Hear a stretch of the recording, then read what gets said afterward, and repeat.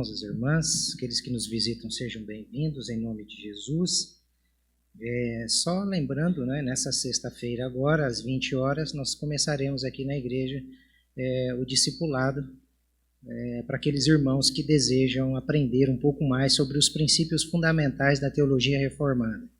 Então, aqueles que desejam podem vir nesta sexta-feira, a partir das 20 horas, nós iniciaremos aqui na igreja. Terá início sexta-feira e todas as sextas até terminarmos o nosso estudo. Teremos a participação de alguns irmãos que nos auxiliarão nas ministrações das aulas, Paulo Serosino, Paulo da Nayara e o Ricardo. Tá bom? Então, aqueles que desejam conhecer sobre esta doutrina e conhecer mais sobre Jesus, não tem como a gente conhecer mais sobre Jesus biblicamente se não for a partir de uma interpretação cristocêntrica.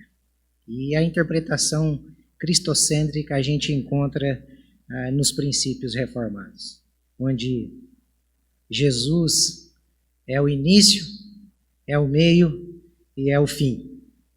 É por Ele, para Ele e por meio dEle que todas as coisas foram criadas e que nós também fomos salvos. A única participação minha e sua na salvação é entregar os nossos pecados. Só, mais nada. E o resto é tudo para Ele. Glória a Deus por isso. Lembrando também aos irmãos que no mês de agosto, é o segundo final de semana, estará conosco a missionária Edmeias William, bem conhecida no meio cristão, uma irmã preciosa na palavra. No sábado ela estará falando exclusivamente às mulheres e no domingo pela manhã para os irmãos e as irmãs e no domingo à noite também para todos aqueles que desejarem participar e estar conosco. Marque aí na sua agenda, segundo final de semana de agosto, ok? Eu quero hoje finalizar a exposição dos versos 15 a 20 de Filipenses capítulo 1, finalizando as duas funções da igreja que Paulo propõe nesta perícope que foi começada no domingo passado. Vamos, antes de mais nada, levar a Deus o nosso coração, a nossa mente em oração, mesmo assentado. Gostaria que você curvasse a sua cabeça e que você falasse com Deus, que você pedisse a Ele, que Ele fale com você também, que Ele ministre a sua vida e ao seu coração nessa noite.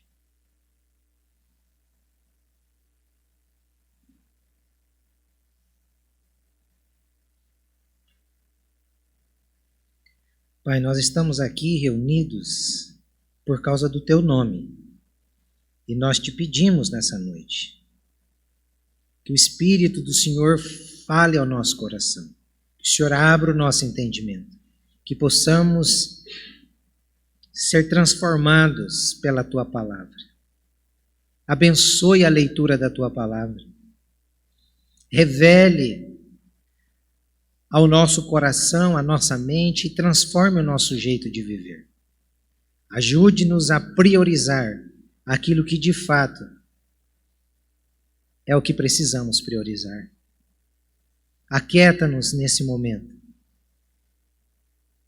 Que o Espírito do Senhor encontre guarida em nosso coração. Que o Espírito do Senhor se movimente neste ambiente. Que haja liberdade para que Ele fale. E que haja disposição e convencimento da parte dEle, para que nos dobremos diante da verdade, que é a Tua palavra. Em nome do Seu Filho Jesus, é que nós oramos. Amém. Graças a Deus. Vamos então finalizar aqui as duas funções da igreja, lembrando que a primeira função da igreja, domingo passado, nós abordamos a primeira função como a igreja precisa ser apologética, a igreja precisa defender o evangelho. nós estamos aqui com esta missão: defender o Evangelho. E para nós defendermos o Evangelho, lembram, há duas características essenciais para um apologeta, para um cristão. Primeiro é preparo. Não temos como defender uma verdade se nós não conhecermos. E segundo é disposição. Não basta a gente conhecer e a gente ficar quieto diante das circunstâncias. Então Deus nos chamou com esta missão primária: defender o Evangelho. Não é defender Jesus. Nós estamos aqui para defender a fé cristã, principalmente no meio dos cristãos. Lembram que as heresias, elas provêm de modo externo e de modo interno. De modo externo, através das seitas, através das religiões. Hoje, maravilhosamente, nós tivemos uma aula sobre o ateísmo. Que aula maravilhosa, fantástica, parabéns, Paulo. Edificante. E, realmente, quem não tiver uma experiência com a verdade do Evangelho, para se tornar ateu é fácil. E a outra forma de ataque é o ataque de dentro, o ataque interno. Como que ele acontece? Lembrem-se, acontece pelas heresias, principalmente hoje, pelas músicas, pelos louvores, pelas pregações, pelos ensinos, que não condizem com as Sagradas Escrituras. Por isso é importante que o cristão ele tenha esse senso apologético, esse senso de defesa, esse mecanismo para se proteger e proteger aqueles que estão próximos de si. Então, a primeira função da igreja é essa, é apologética, é defesa do Evangelho. Vamos ler o texto e depois nós vamos encerrar com a segunda função da igreja. Por favor, Paulo, você pode me auxiliar? Filipenses 1, do 15 ao 20.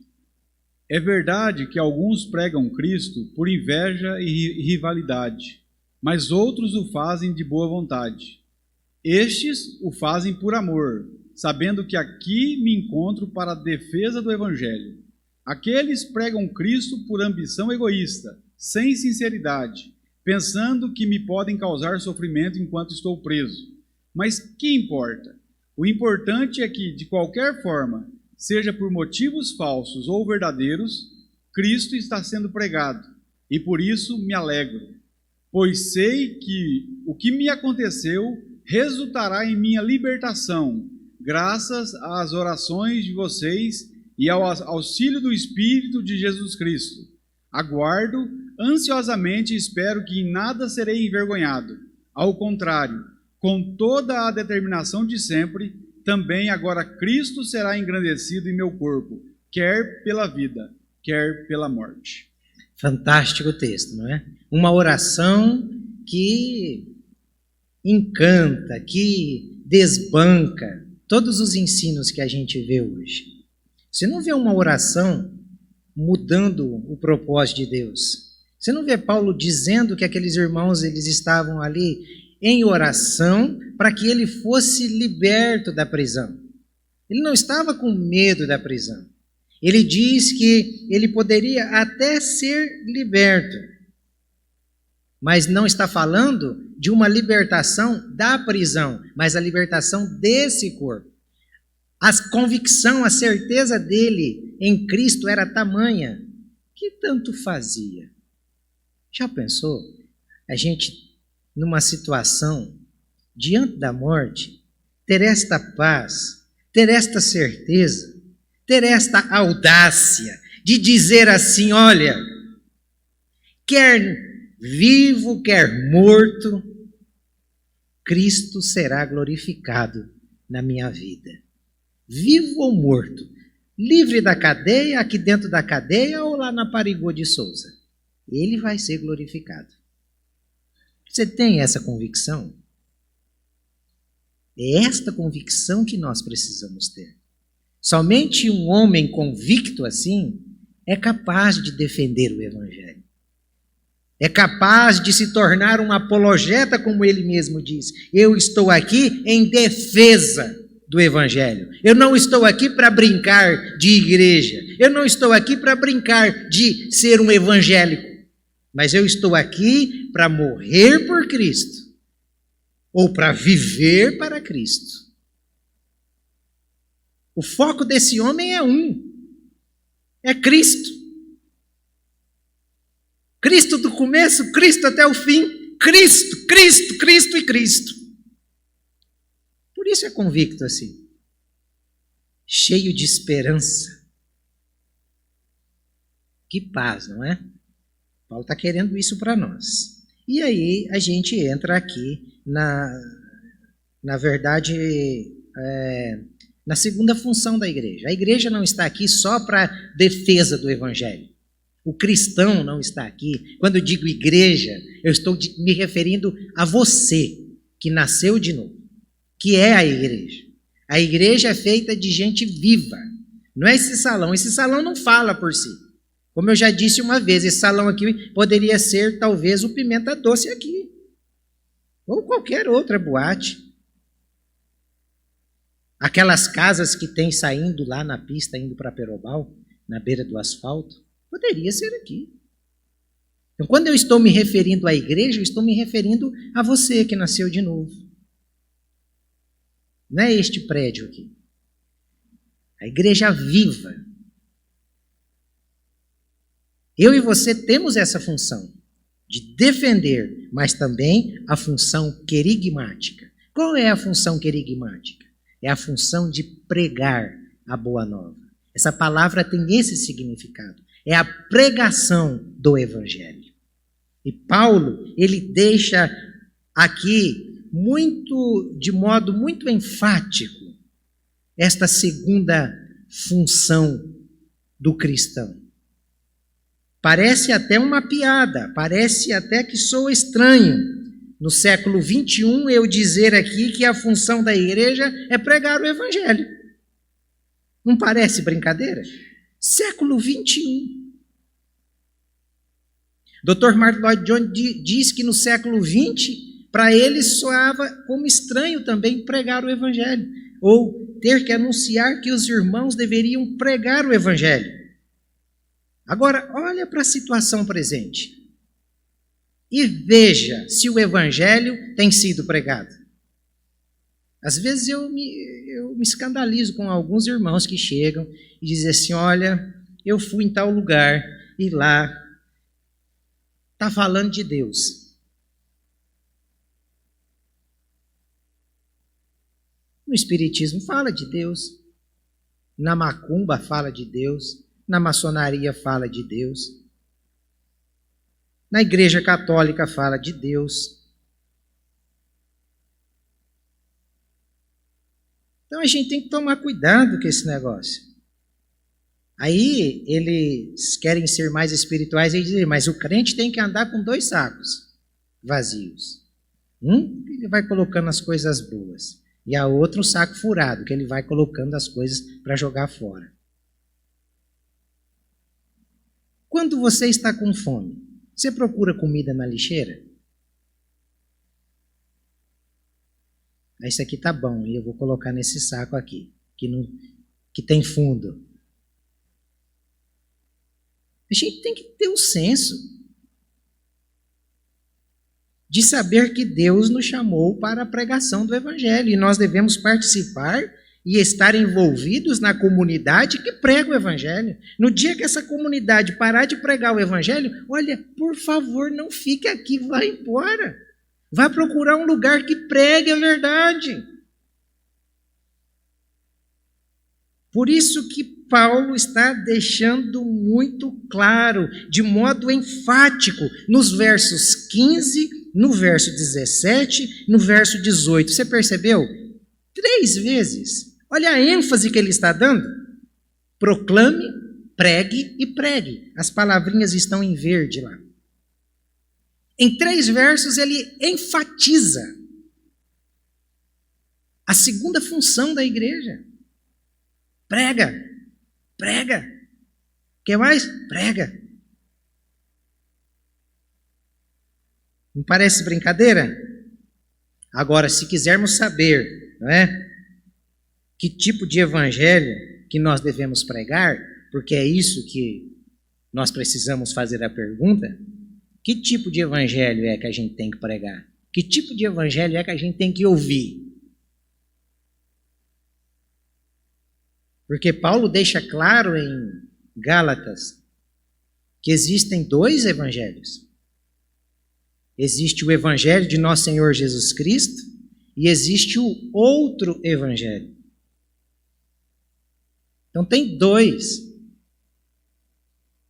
Tem o verdadeiro e tem o falso.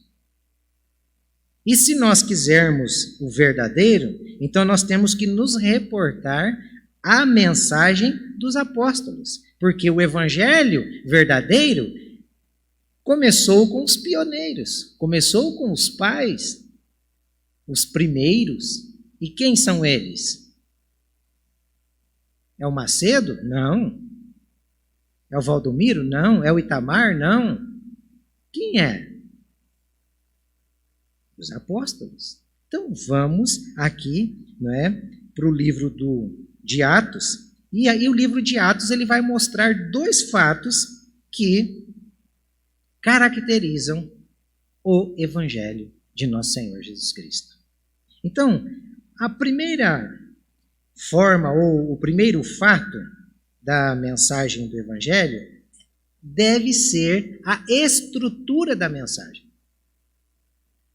Quando você chega e senta para ouvir o evangelho ou para pregar o evangelho, nós precisamos construir a nossa reflexão a partir de uma estrutura.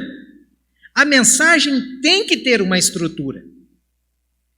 No seminário eles ensinam lá, a mensagem tem que ser como uma gravata. Ela vai terminar apontando para Cristo. E hoje nós vivemos um evangelho que as pessoas pegam os textos bíblicos, batem no liquidificador e como se fosse um suco verde, uma mistura de muitas coisas, elas dão para que as pessoas bebam.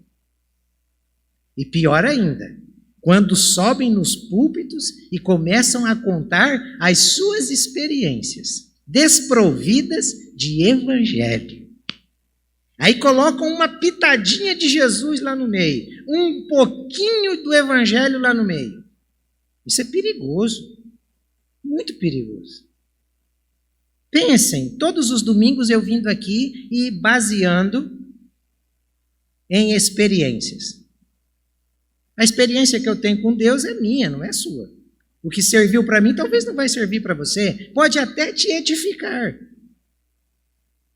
Então a gente tem que tomar cuidado com isso daqui, olhar para a estrutura do evangelho e da mensagem que nós queremos pregar. Em Atos, capítulo 8, se você pega o verso 30, o verso 31 e o verso 35, o que você vai perceber lá?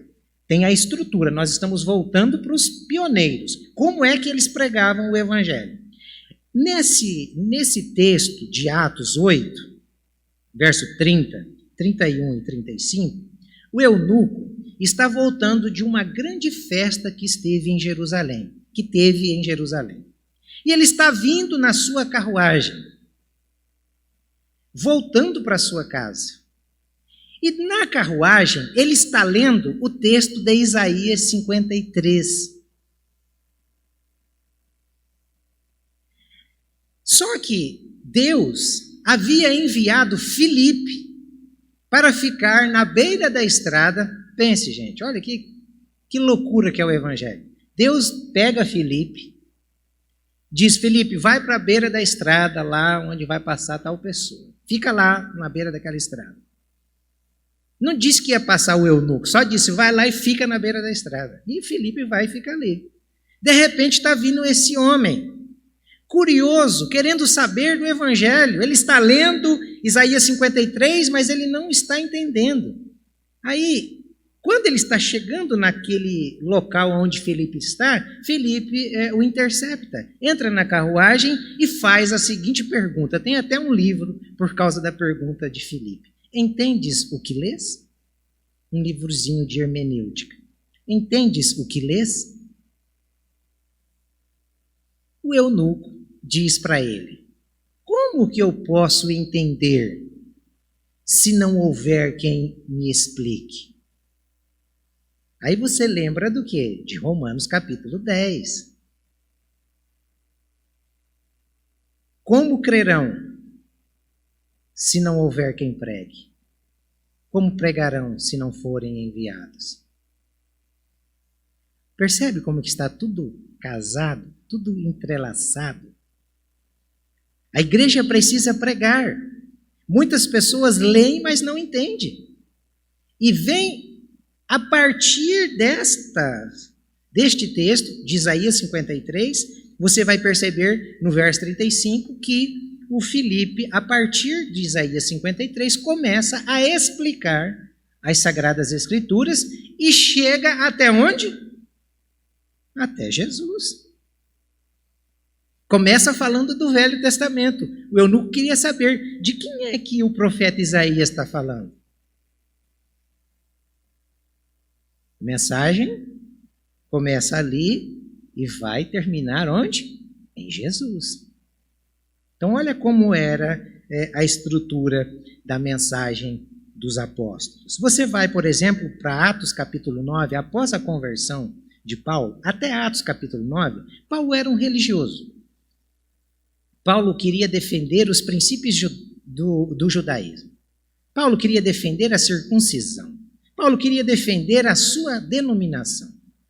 Mas em Atos capítulo 9, após aquele encontro com Cristo, a vida de Paulo é mudada. O foco de Paulo é mudado. Ele não olha mais para a sua religião. Ele começa a olhar para o seu Redentor. Ele começa a olhar para aquele que transformou a sua vida. E então ele começa a pregar o Evangelho em todos os lugares. Ele não só pregava nas sinagogas. Ele pregava muito, era nas cadeias. Gostava de puxar uma cadeia, Paulo. Eu nunca vi. É o missionário das cadeias. Um homem que vivia preso. Pensou se fosse nessa época, tivesse auxílio, ia ser mais motivado ainda, né? Mas esse homem sem auxílio nenhum, vivia na cadeia. Aí você vai para Atos capítulo 16, ele está ali pregando o evangelho. Está preso na cadeia. Como que ele está pregando? Está cantando. Pode ter certeza que não era sabor de mel ali dentro daquela cadeia. Se fosse sabor de mel, ele tinha ficado preso. Deus não ia permitir que aquelas prisões se rompessem. E não, Paulo, fica mais aí, até você compreender o que é que você precisa cantar. Paulo estava cantando, ele e Silas. De repente, as suas prisões se abrem, dá um terremoto, e aí o carcereiro fica assustado. E o carcereiro faz a pergunta para Paulo: em que é que eu preciso crer? O que é que eu preciso fazer para ser salvo? Ó, Paulo não precisou falar nada do Antigo Testamento. Paulo já falou, ó, aquele verso que todo crente conhece, né? Crê no Senhor Jesus e será salvo tu e a tua casa. Então Paulo começou a pregar o Evangelho, contando sobre Jesus. Você vai para Atos capítulo 17, verso 2 e verso 3, você vai encontrar Paulo por 3 sábados disputando nas sinagogas com os judeus. Por isso que o homem ia para a cadeia direto. Pensa num encrenca. Pensa num homem xarope. Pensa num homem onde chegava a roda, mudava o curso. Tenho certeza que muitos de nós não chamaríamos Paulo para ir jantar naquela festinha que a gente gosta de fazer com os amigos. Porque se levasse Paulo lá, pode saber que ia dar polícia. Ia dar cadeia no final. Porque a conversa ia terminar lá, em Cristo. E ele está ali, no meio dos judeus, disputando acerca das Escrituras. E após ele explicar que era necessário que o Cristo padecesse, ele faz a seguinte afirmação. E este Cristo era quem? Era quem? Era quem? Era Jesus.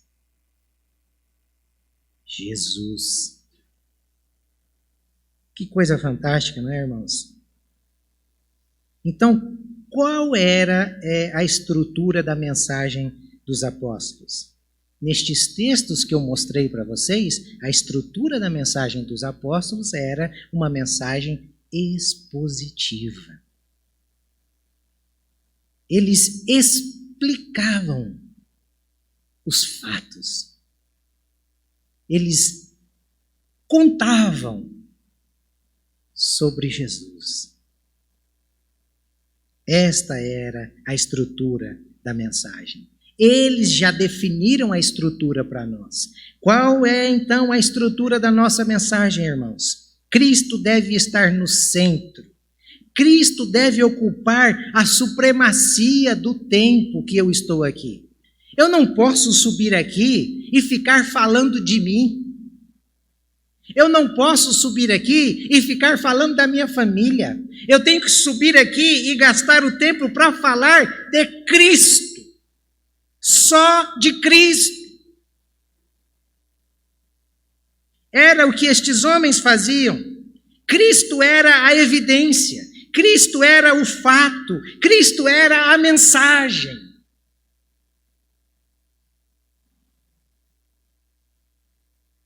Os apóstolos não gastavam tempo com aquilo que os evangélicos estão gastando hoje. Tem um amigo que fez seminário comigo, ele está morando num grande centro. Eu sempre notava que o negócio dele era igreja gigante, o negócio é fazer bombar e arrebentar e crescer e vamos para cima. Pragmático, não importa os meios. O negócio é alcançar o fim. O fim é encher, não importa o meio. Esses dias atrás eu estava observando uma coisa que ele postou, um grupo de umas senhoras fazendo coreografia. Senhoras. Aí cresce mesmo, né? Já pensou? Até as senhoras.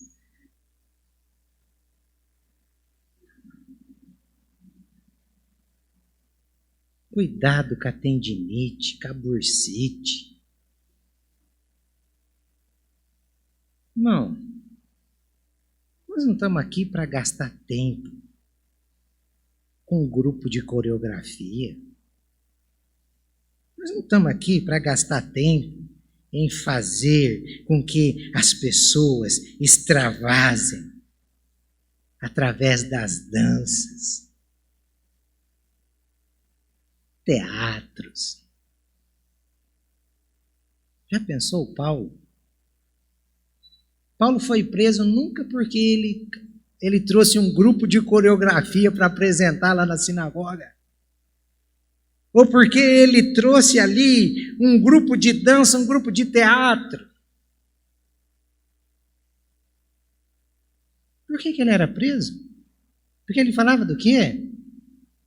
De Cristo.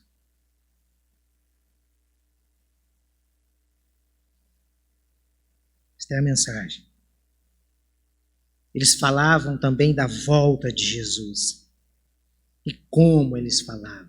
Eles não só falavam, mas eles viviam como se a volta de Jesus fosse amanhã.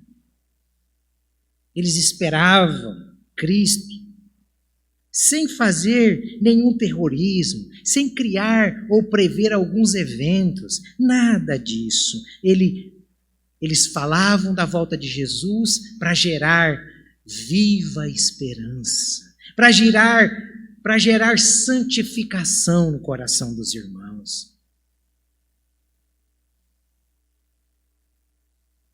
Me responda só uma coisa. Se você soubesse que Jesus voltaria amanhã, de manhã, o que é que você faria hoje? Por isso que eles falavam da volta de Jesus. Como que você viveria hoje? Então, olha a volta de Jesus, o que provocava no coração desses irmãos. Você não vê os santos apóstolos ensinando truques para que aqueles pescadores, até seria uma contradição, não é? Eles ensinarem como se tornarem empresários, ricos, prósperos, se eles eram pobres de maré de si, eram pescadores. Então eles não gastavam tempo para ensinar isso. Pelo contrário, eles ensinavam o quanto as pessoas cristãs deveriam estar dispostas a perder por Jesus e não ganhar por Jesus. Em perder por Jesus. Esta era a estrutura. Se nós pegarmos esta estrutura de mensagem para julgar aquilo que ouvimos hoje como evangelho, desbancaríamos aquilo que falam que é igreja e aquilo que dizem que é evangelho. Se nós usássemos esses meios, estes testes, acabaria com a igreja e acabaria com o evangelho pregado na igreja. Se não fosse o evangelho de Jesus. Então, por isso que parece brincadeira gastar um tempo para falar que no século XXI a função da igreja é pregar o evangelho. Não é só defender, é pregar o evangelho. E pregar de que jeito? Com esta estrutura.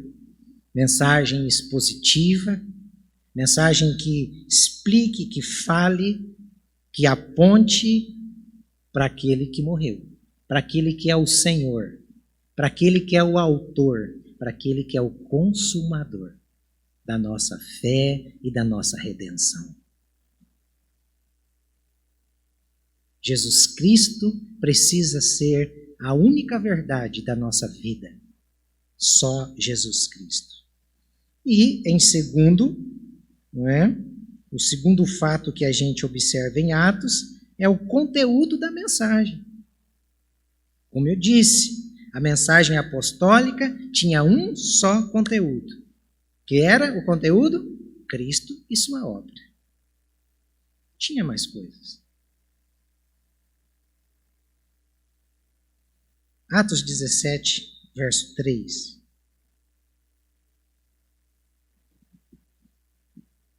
Expondo e demonstrando ter sido necessário que o Cristo padecesse e ressuscitasse dos mortos, Paulo dizia: este Jesus que eu anuncio a vocês é o Cristo. Paulo está falando para um grupo que colocava um monte de coisas para que o homem fosse salvo. Era circuncisão, era guardar sábado, era não comer um porquinho frito, um monte de coisa. Aí Paulo chega e vai expor as Escrituras e demonstrar a eles que Cristo é suficiente. Você não precisa de mais nada. Eu e você não precisamos de mais nada. Nós não podemos aceitar mais nada além do Evangelho de Jesus Cristo. Se quiserem colocar alguma coisa a mais que Jesus, pode sair. Porque esse não é o Evangelho de Jesus. Cristo é suficiente. A mensagem apostólica era isso. Era uma narração, era uma explicação dos fatos acontecidos com Jesus de Nazaré. Viram essa mensagem, esse texto? Paulo está narrando o que aconteceu com Jesus. O que ele veio fazer? Qual era a função dele? E quem realmente era ele? Então, Paulo está explicando, está narrando, mostrando que Cristo é o centro, que Cristo é a causa, que Cristo é a explicação, que Cristo é o resultado. Sem Cristo, sem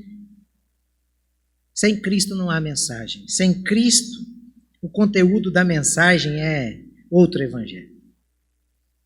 Então, se você observa, todos eles tinham um único objetivo: começarem falando do nascimento virginal de Jesus Cristo. Eles começavam falando sobre isso, das coisas extraordinárias que aconteceram no seu nascimento. Nascimento de Jesus, a terra parou. Você vê uma estrela que brilha de tal modo que os magos do Oriente percebem a estrela brilhando e eles saem em busca daquela estrela, sabendo que o Redentor nasceu. Até os magos saem em busca da estrela. O nascimento de Jesus é narrado por anjos a pastores de ovelhas que estão no campo. E de repente chega um anjo e diz: olha, um menino vos nasceu. E aí vem um coral de anjos. A melhor cantata de todos os tempos da vida foi aquela. Um coral de anjos começa a cantar. E impulsiona os pastores para irem até Belém. E narram como que é que esse menino viria. Ele não nasce no Albert Einstein. Ele não nasce num berço de ouro. Ele nasce num coxo. Ele é envolto com panos de saco, coisa simples, no meio da cocheira. Ele cheira os animais que estavam ali. Ele cheira a simplicidade. Ele cheira a humildade. Ele era o rei, mas nasce para os pobres de espírito. Bem-aventurado são os pobres de espírito, porque deles é o reino dos céus. Ele não vem para gente graúda, até salva a gente graúda. Mas ele vem para aqueles que estão às margens, para aqueles que estão desprezados, para aqueles que se sentem perdidos, para aqueles que se sentem acusados e condenados pelo peso do pecado. É para estes que ele veio. Ele veio não para os sãos, ele veio para os doentes. Se este é o seu caso, ele veio para você.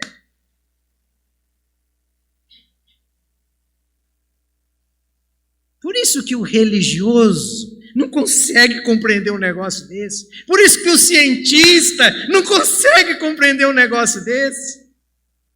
É por isso. É porque ele abre os olhos do humilde. Ele abre os olhos do pecador, do que se sente miserável.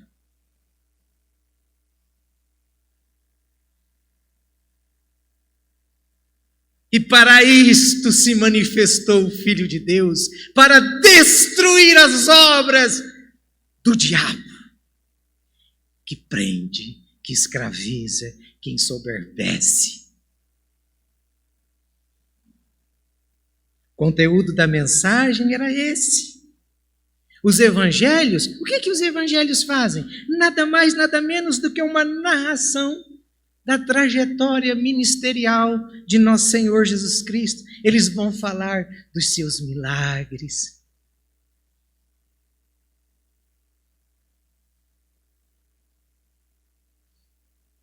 O milagre que mais impacta o meu coração é aquele homem paralítico.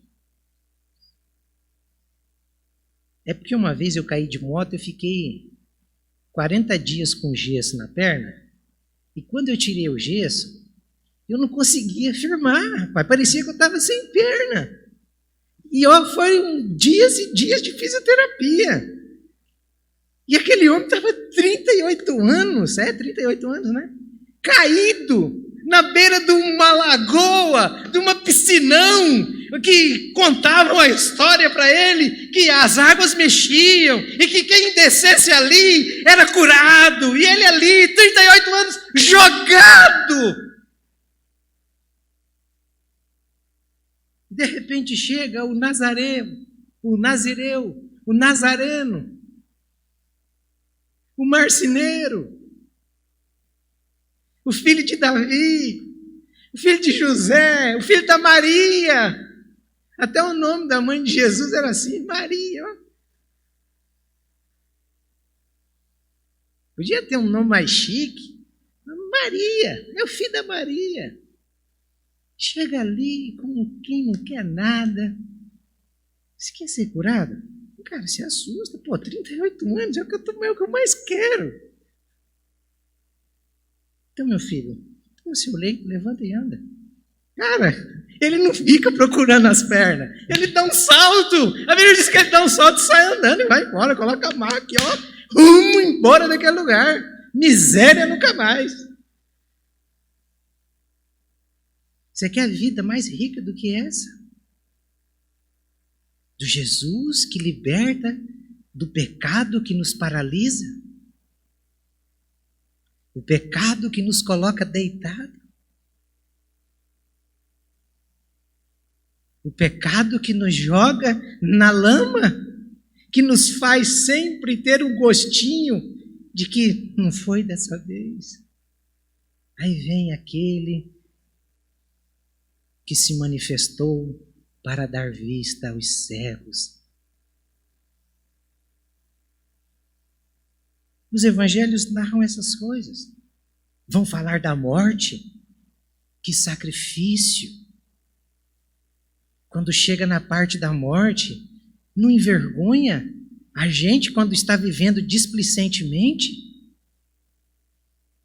Quando é um frequentador de igreja e acha que é um cristão?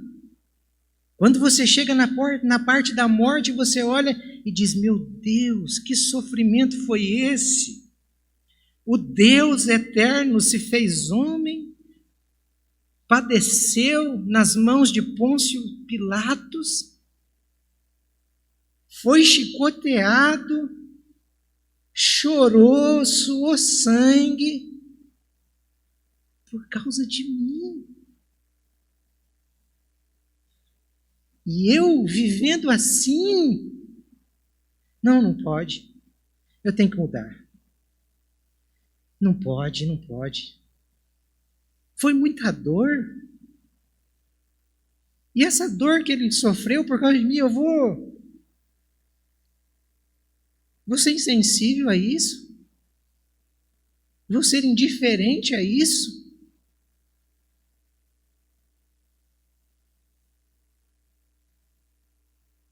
Mas não para na morte. Ele morreu no meu lugar.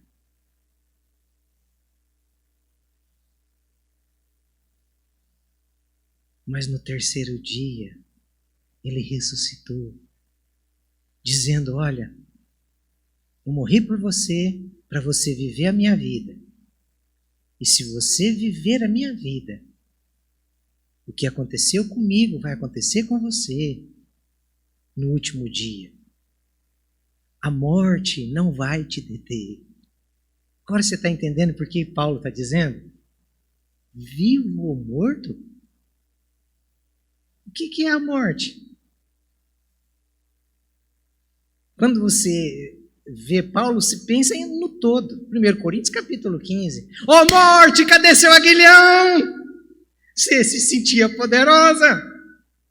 Ninguém te vencia. Mas o meu Senhor, o meu Redentor, vivo está.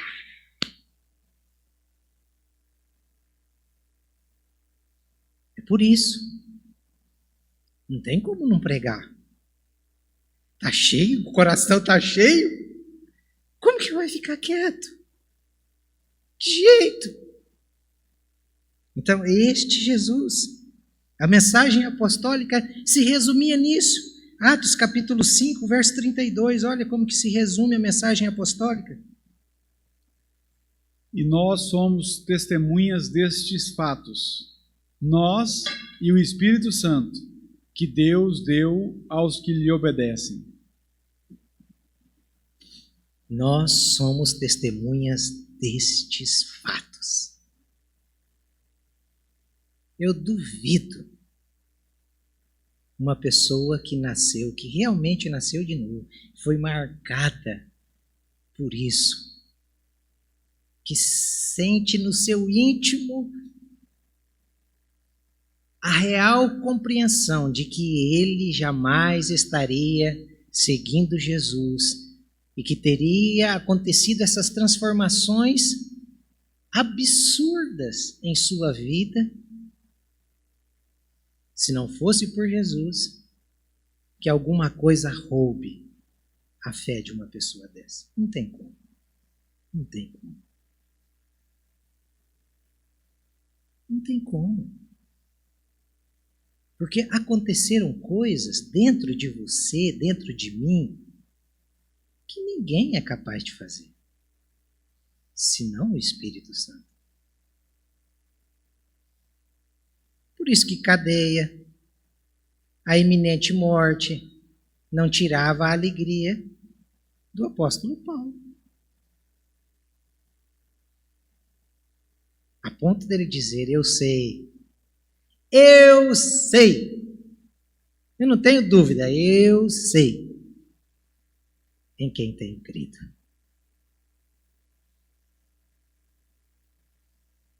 Não só sei em quem tenho crido, eu sei que Ele é poderoso para guardar e para fazer tudo aquilo que Ele prometeu que faria. Os profetas, os apóstolos, todos eles concluíam a mensagem da mesma forma. Da mesma forma. Se você vai para os profetas, você vai perceber isso. Se você vai para os apóstolos, você vai perceber isso. Que forma que é que eles concluíam a mensagem? Tinha uma palavra: arrependimento. Mateus capítulo 3, verso 1 e 2 é o último profeta, João Batista. Atos capítulo 2, 38, Lucas escreve o discurso de Pedro. E Atos capítulo 17, verso 30, Lucas narra o discurso de Paulo. Olha só. Naqueles dias apareceu João Batista pregando no deserto da Judéia. Ele dizia: arrependam-se, porque está próximo o reino dos céus. Pedro respondeu: arrependam-se, e cada um de vocês seja batizado em nome de Jesus Cristo para a remissão dos seus pecados, e vocês receberão o dom do Espírito Santo. Deus não levou em conta os tempos da ignorância, mas agora Ele ordena a todas as pessoas em todos os lugares que se arrependam. A mensagem, então, tem que ser expositiva, explicativa, cristocêntrica, com um apelo e um único foco, que é o conteúdo: Cristo. Mas o Cristo que nos chama ao arrependimento. Você não vê em nenhum lugar os apóstolos e os profetas dizendo: quem quer aceitar Jesus? Você os vê dizendo: arrependam-se, convertam-se, mudem de vida, arrependam-se. O papel do Espírito Santo é nos convencer do nosso pecado. E o papel do Espírito Santo é colocar em nós a vida de Cristo. Então, o conteúdo da mensagem é esse. Irmão, Como que está a sua vida? Se não está nos conformes, arrependa-se. Você que nos visita, que ainda não se entregou, que ainda não recebeu essa revelação, o convite de Jesus, através da mensagem dos apóstolos, é essa: arrependa-se de seus pecados. Confesse-o como seu Senhor e como seu Salvador, e serás salvo.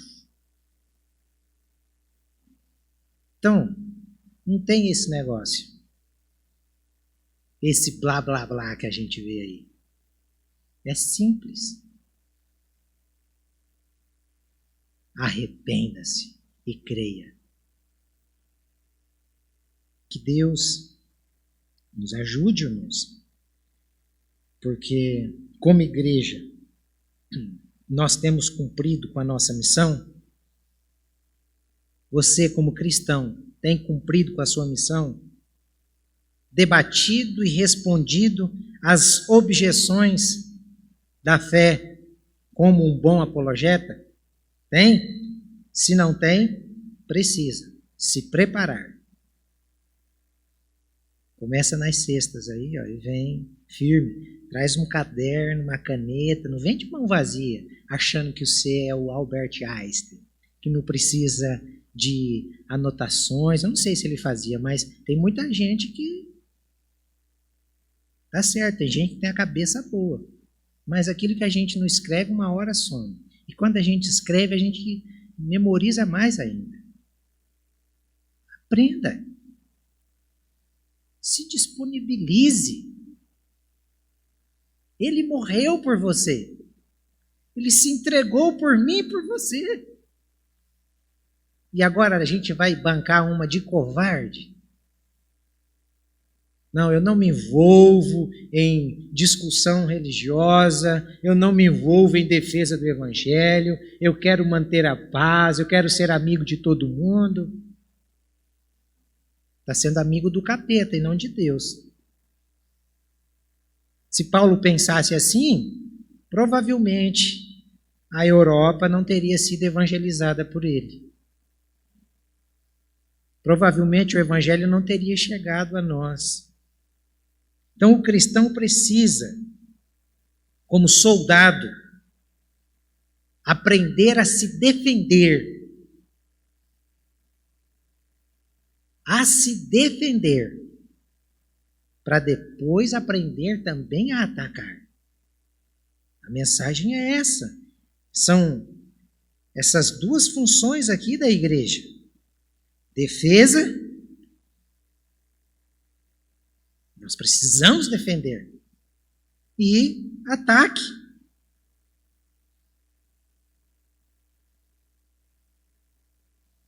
Dura que se te colocarem num lugar para te fazerem perguntas, você não consegue nem responder o simples. Quanto tempo de crente? É triste isso, irmão. Mas eu venho, eu louvo, eu ergo as mãos, eu choro. Mas não basta. É mais. É mais. Eu fico impressionado. Como que as pessoas conseguem e são boas em fazer contas assim, matemática. Raciocinam, mas quando se diz para estudar as Escrituras, irmão, é uma canseira.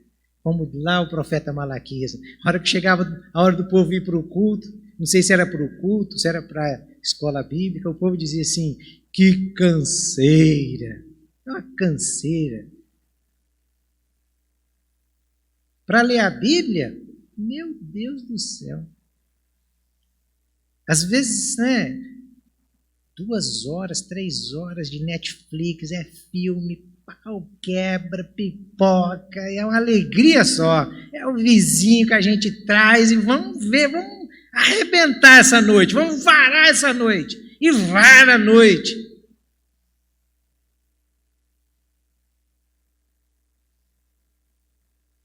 Mas abriu a Bíblia, já começa a bocejar. Coloca a mão na cabeça e repreende o Satanás, irmão. Satanás, sai daqui agora, demônio do inferno.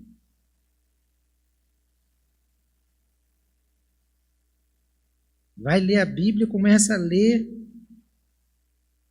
Não tem alegria, não tem prazer. É peso. E um livro sobre a fé cristã, sobre alguma coisa? Não tem tempo para isso, não. Não tem tempo.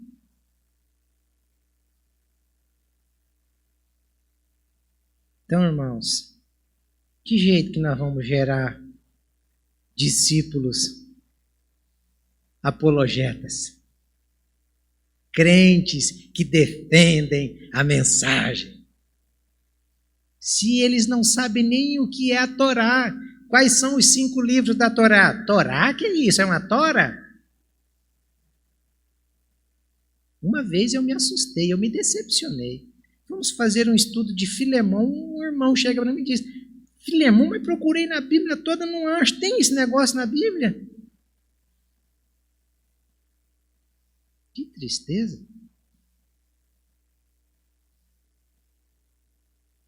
Então nós estamos assim. Essa é a geração que no século 21 a gente tem que falar assim, olha, é nossa função pregar o Evangelho. É nossa função defender o Evangelho. Estou pedindo para você vir com faca, com foice. Não é esse tipo de defesa. Que Deus, irmãos, tenha misericórdia de nós. Que Deus nos ajude a cumprirmos com a nossa missão como cristão. Quais são as nossas 2 missões? Defender e pregar. Se nós fizermos isso, está de bom tamanho. Defender e pregar. E as 2 apontam para uma coisa, né? Sem preparo não tem como. Você vê que o ministério de Paulo foi dividido em 3 etapas. Os primeiros 10 ou 7 anos ele fica ali estudando, tendo a sua experiência com Cristo no deserto.